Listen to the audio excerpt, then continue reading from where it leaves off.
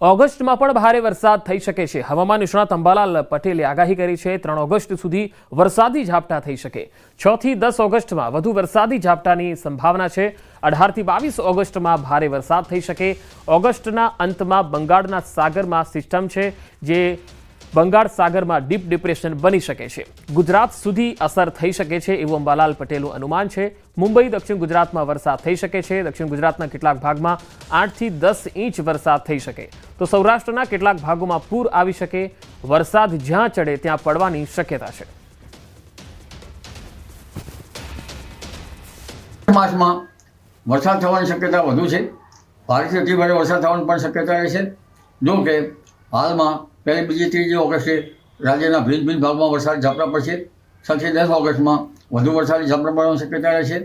18 થી લગભગ 20-22માં કેટલાક ભાગમાં ભારે વરસાદ ઝાપટા પડવાની શક્યતા રહેશે। પણ ઉલ્લેખનીય છે કે ઓગસ્ટના છેલ્લા સપ્તાહમાં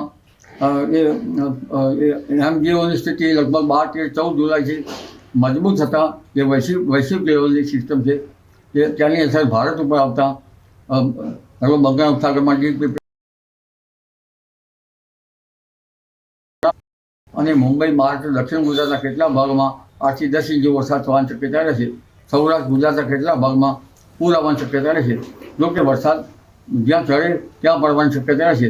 એટલે ભિન્ન ભિન્ન ભાગોમાં ભારે વરસાદ ખાબકી શકવાની શક્યતા રહેશે। જી તો અમદાવાદમાં વરસાદના 5 દિવસ બાદ પણ પાણી જોવા મળી રહ્યું છે। ચાંગોદરના સ્વસ્તિક એસ્ટેટમાં વરસાદી પાણી ભરાયેલા છે। 5 દિવસ પછી પણ અહીંયા પાણી ઓસરી નથી રહ્યા। કર્મચારીઓ, એકમ માલિકો ટ્રેક્ટરના સહારે અહીંયા આવી રહ્યા છે। ગત વર્ષે અહીંયા વરસાદી પાણી ભરાયા હતા ત્યારે પણ આવી સ્થિતિ હતી અને એ વખતે અમદાવાદ કલેક્ટરને રજૂઆત પણ કરાઈ હતી। જો કે આ વર્ષે પણ આ જ પ્રકારની સ્થિતિ છે અને પાણી હજુ પણ ભરાયેલા છે। કલેક્ટરને રજૂઆત કરો કે જિલ્લાના કોઈ પણ અધિકારીને કરી લો, અહીંયા સ્થિતિ કોઈ જ સુધારો થાય એવી દેખાતી નથી। વડોદરામાં છાણીમાં સ્મશાન મુદ્દે ફરી ઘમાસાણ છે। લાકડા ભરીને જતા લોકોને રોકતા ઘર્ષણ થયું। સતીશ પટેલ અને કોંગ્રેસ કોર્પોરેટર વચ્ચે બબાલ થઈ। સ્મશાનમાં થયેલી ઝપાઝપીના દ્રશ્યો કેમેરામાં કેદ થયા। ઉગ્ર બોલાચાલી બાદ મામલો પોલીસ સ્ટેશને પહોંચ્યો। લાકડાની ચોરી કરી હોવાનો આરોપ સાથે આ બબાલ થઈ હતી।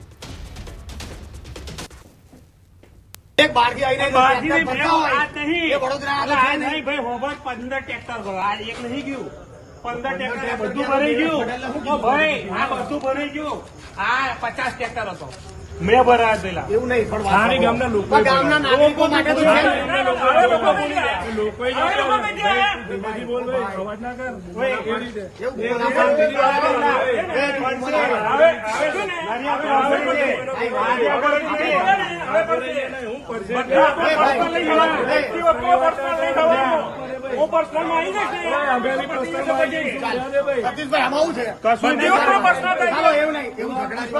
સમજી ગયા ને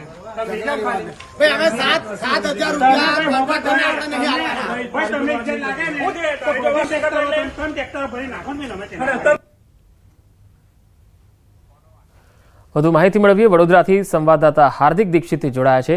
હાર્દિક, આખરે એવી કઈ બાબત હતી કે લાકડા ભરીને જતું કોઈ વ્યક્તિ અને એમાં કોર્પોરેટરો આમને સામને થઈ જાય છે બંને પાર્ટીઓના? બિલકુલ પંકજ, જો વડોદરાની વાત કરીએ તો વડોદરાના જે નેતાઓ છે તે નિમ્ન કક્ષાની રાજનીતિ જે છે તે રમી રહ્યા છે।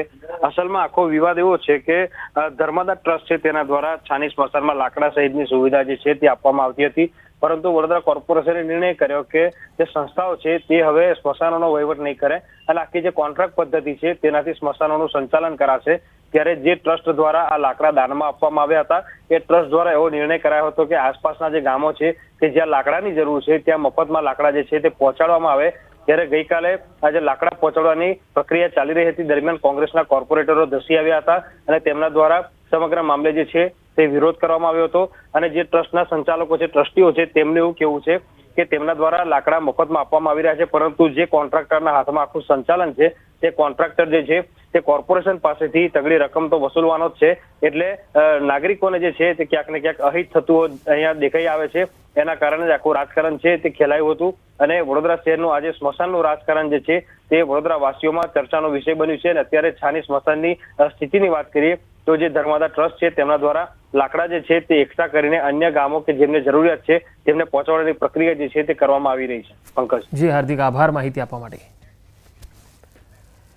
જૂનાગઢના શીલબારા ગામે પોલીસ અને માછીમારો વચ્ચે ઘર્ષણ થઈ ગયું. માછીમારી કરવા જતા બોટોને પોલીસ દ્વારા અટકાવવામાં આવતા મામલો વિચક્યો હતો. પોલીસે જાહેરનામાની અમલવારી કરાવતા માછીમારો નારાજ થઈ ગયા. 3 બોટ સામે પોલીસે કાર્યવાહી કરી. માછીમારી કરવાની મનાઈ ફરમાવવા છતાં માછીમારો દરિયામાં માછીમારી માટે જઈ રહ્યા હતા. 15 ઓગસ્ટ સુધી માછીમારી ન કરવાનું જાહેરનામું છે. માછીમારો અને પોલીસ વચ્ચે ઘર્ષણના આ દ્રશ્યો સામે આવ્યા. બનાસકાંઠાના ધાનેરામાં ફરી ખાતરના ધાંધિયા. ખાતર માટે ખેડૂતો સવારથી જ કતારોમાં લાગી ગયા છે. સતત 10 દિવસથી ખાતર ન મળતા રોષ જોવા મળ્યો. ચોમાસુ વાવણી માટે ખેડૂતોને ભારે મુશ્કેલી જોવા મળી. ખેતી કામ છોડી ખેડૂતો ખાતર માટે કતારોમાં લાગી રહ્યા છે. આ તસવીરો તમે જોઈ શકો છો. ખેડૂતોની કેવી દશા છે. ચોમાસુ વાવણી માટે ખેડૂતોને ભારે મુશ્કેલી પડી રહી છે. 10 દિવસથી અહીંયા ખાતર નથી મળી રહ્યું. ધાનેરામાં આ સ્થિતિ છે. વધુ માહિતી મેળવીએ સંવાદદાતા કિશોર તુવર જોડાયા છે બનાસકાંઠાથી.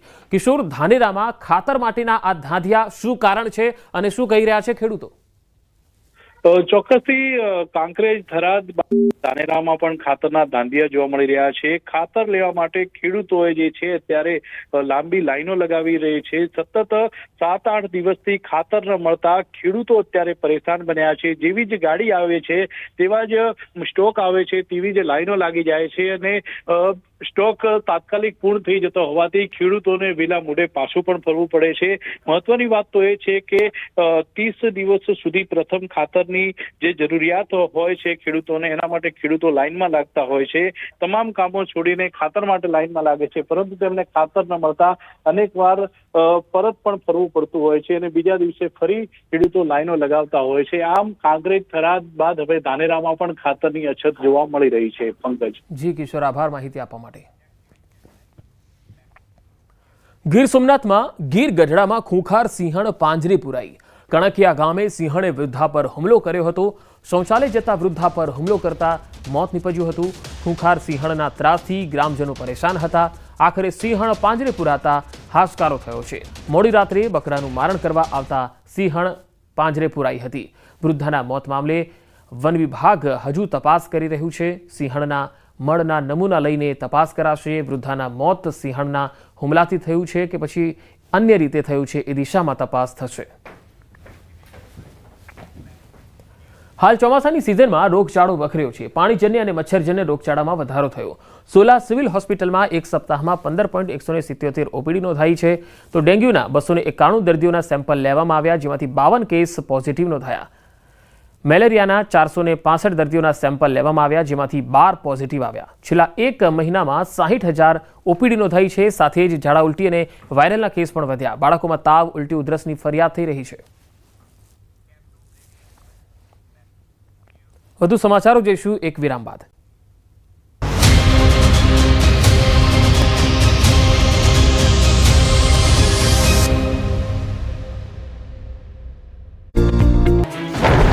ગુજરાતમાં 2 દિવસથી વરસાદનું જોર ઘટ્યું છે. હવે થોડા દિવસ મેઘરાજા વિરામ લેશે. રાજ્યભરના વરાપ નીકળશે.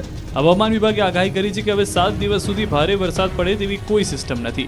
એટલે રાજ્યભરમાં છૂટો છવાયો ઝાપટા રૂપી વરસાદ પડશે. થંડરસ્ટોર્મ એક્ટિવિટીના કારણે સામાન્યથી મધ્યમ વરસાદ પડી શકે. અમદાવાદમાં સામાન્યથી મધ્યમ વરસાદ પડી શકે. 30 जुलाई से लेकर 5 अगस्त तक हल्का से मध्यम बारिश होने का संभावना है अनेक स्थानों में राज्य में. और जो आज कोई भारी बरसात का वार्निंग नहीं दिया गया है. ઉપરવાસમાં ભારે વરસાદના પગલે દાહોદના અદલવાડા ડેમમાં પાણીની વિપુલ પ્રમાણમાં આવક થઈ હતી. ધાનપુર પંથકમાં ભારે વરસાદને કારણે અદલવાડા ડેમ ઓવરફ્લો થયો. ડેમ ઓવરફ્લો થતાં નયનરમ્ય દ્રશ્યો સર્જાયા. વધારાનું પાણી નળીશ્વર નદીમાં છોડાશે. તો મહીસાગર જિલ્લાના કડાણા ડેમમાં ઉપરવાસમાંથી સતત પાણીની આવકના પગલે ડેમ 60% જેટલો ભરાયો છે. દરરોજ 20,000 ક્યુસેક પાણીની આવક નોંધાઈ રહી છે, જેથી ડેમ 60% જેટલો ભરાઈ ગયો. હાલ ડેમની સપાટી 406 ફૂટે પહોંચી. આ તરફ સાબરકાંઠા અને અરવલ્લી જિલ્લામાં કુલ 12 જેટલા જળાશયમાં પણ પાણીની આવક વધી છે. મોટાભાગના જળાશયો આ વર્ષે 70 થી 100% ભરાવાની તૈયારી છે, જેથી ખેડૂતોમાં ખુશીનો માહોલ છે. બાવળા જ નહીં, આસપાસના ગામડા પણ 4 દિવસથી પાણીમાં ડૂબેલા છે. બાવળા પંથકમાં વરસાદના વિરામ બાદ પણ જળબંબાકારની સ્થિતિ છે. બાવળા તાલુકામાં આવેલા રૂપાલ ગામમાં ચોતરફ પાણીનો પહેરો છે. પાણીના ઉકેલ માટે કોઈ ઉપાય નથી. છેલ્લા 4 દિવસથી લોકો પાણીમાં રહેવા મજબૂર બન્યા છે. રૂપાલના 10 ઘરના લોકોને સ્થળાંતર કરવાની ફરજ પડી છે. 4 દિવસથી ઘરમાં પાણી હોવાથી આખરે પરિવારે ગામના ઊંચાઈવાળા વિસ્તારમાં રહેવા જવાનો વારો આવ્યો છે. બનાસકાંઠામાં પડેલા વરસાદે ઠેર ઠેર પાણી કરી દીધું છે. ડીસાના ધામમાં, વરણ, જેના, લક્ષ્મીપુરા, પેછડાલ સહિતના ગામોમાં પાણી ભરાયા હતા. 3 દિવસ પહેલા પડેલા વરસાદને પાણી હજુ પણ ઓસર્યા નથી. જેનાલ ગામે હજુ પણ ખેતરોમાં કેડસમમાં પાણી ભરાયેલા છે. જેનાલ ગામથી નાની ગામને જોડતા માર્ગ પર રેલવે અંડરપાસમાં ગળાડૂબ ભરાયેલા પાણીને હજુ સુધી નિકાલ કરાયો નથી, જેના કારણે નાણી અને જેનાલ ગામ વચ્ચેનો સંપર્ક પણ તૂટ્યો છે. આ નાળાની એક તરફ જેનાલ ગામ આવેલું છે અને બીજી તરફ દેવશ્રી સોલંકી વાસ પ્રાથમિક શાળા અને નાણી ગામને જોડતો માર્ગ છે. ગરનાળામાં પાણી ભરાઈ જતા લોકો એક તરફનું પોતાનું વાહન મૂકી રેલવે ટ્રેક ક્રોસ કરી બીજી તરફ જવા મજબૂર બન્યા છે, તો દેવસરી ગામના લોકો ચાલીને જવા મજબૂર બન્યા છે. વલસાડ જિલ્લામાં ભારે વરસાદથી ચારે બાજુ પ્રકૃતિ ખીલી ઉઠી છે. અંતરિયાળ પહાડી વિસ્તારમાં અત્યારે વાતાવરણ ખુશનુમા બન્યું છે. પ્રકૃતિ જાણે સોળે કળાએ ખીલી છે. જિલ્લાનું જાણીતું હિલ સ્ટેશન એવું વિલ્સન હિલમાં અદ્ભુત નજારો જોવા મળ્યો. આસપાસના વિસ્તાર અને પહાડીઓ વાદળથી ઘેરાયેલા છે. વાદળો અહીં અડીંગો જમાવી રહ્યા છે. આથી આ માહોલને માણવા મોટી સંખ્યામાં પર્યટકો વિલ્સન હિલ પર ઉમટ્યા હતા. આમ તો ડાંગર માટે પાણી હોવું જરૂરી છે, પરંતુ આ વખતે એવો તો ધોધમાર વરસાદ ખાબક્યો કે પાણી એ જ ડાંગરનો પાક બરબાદ કરી નાખ્યો. આ દ્રશ્યો છે ખેડા પંથકના. અહીં વાલોત્રી હાડેવા વિસ્તારના ખેતરોમાં જળબંબાકાર છે. અહીંના ખેતરોમાં 2.5 ફૂટ પાણી ભરાઈ જતા ડાંગરના પાકનો ખાત્મો બોલી ગયો. વાલોત્રી, હાડેવા, દલોલી અને બામણ ગામના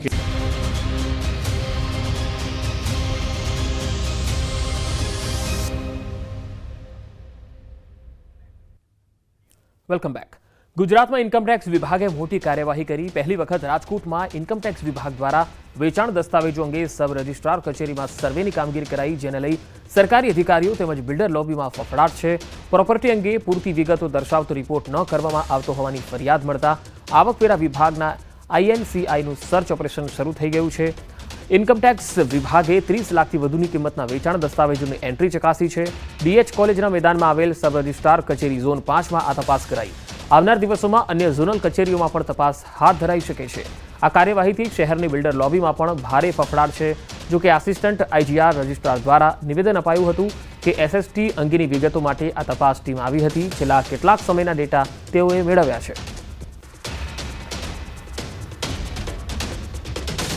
એવરી યર થાય છે એનું અવેરનેસ કેમ્પેન કરવા માટે આવ્યા હતા કે કઈ રીતે SFT ફાઇલિંગ કરવાનું થાય અને ક્યાં ક્યાં ક્વેરી હોય તો એને કરેક્ટ કરવાનું થાય, એના માટે અવેરનેસ કેમ્પેન હતું. જસ્ટ અવેરનેસ કેમ્પેન હતું કે SFT ફાઇલિંગ કઈ રીતે કરવાનું હોય અને એમાં મિનિમમ મિસ્ટેક ક્રિએટ થાય, મિનિમમ એ બાબતનું એમનું અવેરનેસ કેમ્પેન હતું. રાજકોટની સબ રજિસ્ટર કચેરી ખાતે ગઈકાલે આઈટીની ટીમો રાખી હતી અને અહીંયા અલગ અલગ દસ્તાવેજો છે તે એમની ચકાસણી કરવામાં આવી હતી. રાજકોટ શહેરની ધર્મેન્દ્ર કોલેજ ખાતે આ જે છે એ સબ રજિસ્ટરની કચેરી આવેલી છે. અહીંયા અલગ અલગ જે મિલકતો હોય છે તેમના દસ્તાવેજો થતા હોય છે, એટલે કે અહીંયા જે છે એ દિવસ દરમિયાન બિલ્ડરોનો પણ ક્યાંક ધમધમાટ રહેતો હોય છે. આપ અત્યારે અહીંયા અંદરના દ્રશ્યો પણ જોઈ શકો છો કે જે રીતના અહીંયા ગઈકાલે રાત્રે ટીમો આવી હતી, અલગ અલગ અધિકારીઓ પણ અહીંયા બોલાવવામાં આવ્યા હતા અને મોડી રાત સુધી આ તપાસનો ધમધમાટ જે છે એ હાથ ધરવામાં આવ્યો હતો. સમગ્ર બાબતને લઈને ક્યાંક ને ક્યાંક જે છે એ જે બિલ્ડર લોબી છે તેમાં પણ ક્યાંક ફફડાટ જોવા મળી રહ્યો છે, કેમ કે મોટા પ્રમાણમાં જે દસ્તાવેજો કરનાર જે બિલ્ડરો હોય છે તે ક્યાંક ને ક્યાંક આઈટીની રડારમાં આવી શકે છે. આગામી દિવસોમાં આઈટીની રેડ છે ત્યાં રાજકોટના અનેક બિલ્ડરો પર પડે તેવી પણ શક્યતાઓ જોવામાં આવી રહી છે. ત્યારે બિલ્ડર લોબીમાં પણ ક્યાંક ને ક્યાંક ફફડાટ જોવા મળી રહ્યો છે. હાર્દિક જોશી, ન્યૂઝ 18 ગુજરાતી, રાજકોટ. મહેસાણા અર્બન બેંકની પેટા ચૂંટણીમાં રાજકારણ ગરમાયું છે. ચૂંટણીમાં NPAનો મુદ્દો ચર્ચામાં આવી ગયો. વિશ્વાસ પેનલના ઉમેદવાર DM પટેલે વિનોદ પટેલ, GK પટેલના સાગરીતોએ ખોટા ધિરાણો કર્યા હોવાના આક્ષેપો કર્યા. તેમણે બેંકમાં ₹1000 કરોડના કૌભાંડનો દાવો કર્યો. આક્ષેપો પર વિકાસ પેનલે પણ પલટવાર કર્યો. GK પટેલે આક્ષેપોને ફગાવ્યા. તેમણે કહ્યું NPA ઘટાડવું કે વધારવું એ બેંકના હાથમાં છે. કેટલીક વાર રિવ્યૂ ન થવાના કારણે NPA વધી જતું હોય છે. તો સસ્પેન્ડેડ CEO વિનોદ પટેલે પણ આક્ષેપો નકાર્યા હતા.